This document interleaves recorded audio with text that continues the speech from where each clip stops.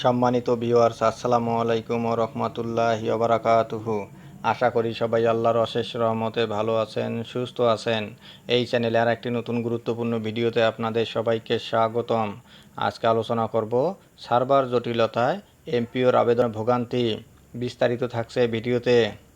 এই ভিডিওটি দেখার আগে যারা এই চ্যানেলে একদম নতুন তারা অবশ্যই চ্যানেলটি সাবস্ক্রাইব করে পাশে থাকা বেল আইকনটি প্রেস করে দিন। আর যারা ইতিমধ্যে সাবস্ক্রাইব করেছেন তাদেরকে জানাই অসংখ্য ধন্যবাদ।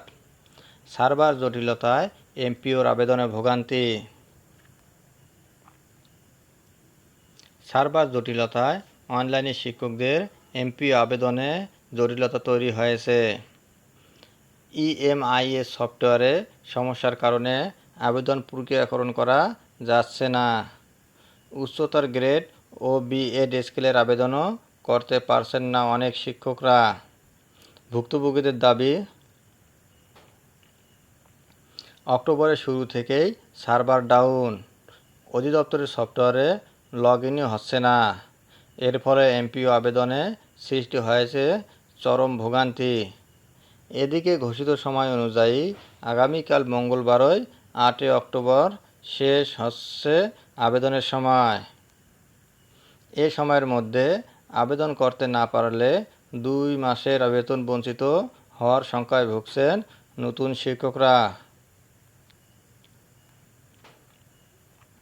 দেশের বিভিন্ন প্রান্ত থেকে শতাধিক শিক্ষক দৈনিক শিক্ষা.কমকে এমনটাই জানিয়েছেন।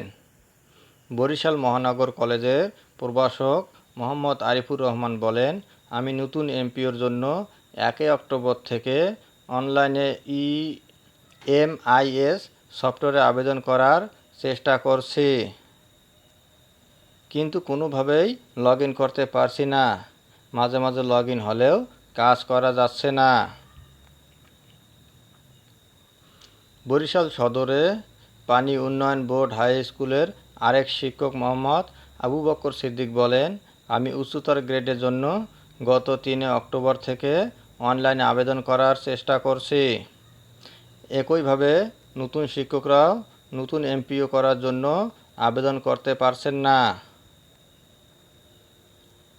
এ ব্যাপারে মাধ্যমিক ও উচ্চশিক্ষা অধিদপ্তরের মাওসি ইএমএস সেলের একাধিক কর্মকর্তা দৈনিক শিক্ষা.কমকে বলেন, আমাদের সার্ভার ডাউনের কারণে এ সমস্যা হচ্ছে। এটা দ্রুত উন্নতির জন্য কাজ চলছে।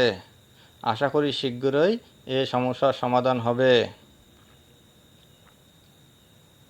মাওসি অধিদপ্তরের সাধারণ প্রশাসন শাখার সহকারী পরিচালক মোহাম্মদ খালিদ হোসেন দৈনিক শিক্ষা.কমকে জানান, আমরা চেষ্টা করছি দ্রুত এ সমস্যার সমাধান করার জন্য। আশা করি শীঘ্রই শিক্ষকরা আবেদন করতে সক্ষম হবেন। ধন্যবাদ জানিয়ে বিদায় নেওয়ার আগে আবারও অনুরোধ জানাই, যদি ভিডিওটি ভালো লাগে এবং সর্বশেষ এনটিআরসি এর আপডেট নিউজ পেতে চান তাহলে অবশ্যই চ্যানেলটি সাবস্ক্রাইব করুন। ধন্যবাদ সবাইকে।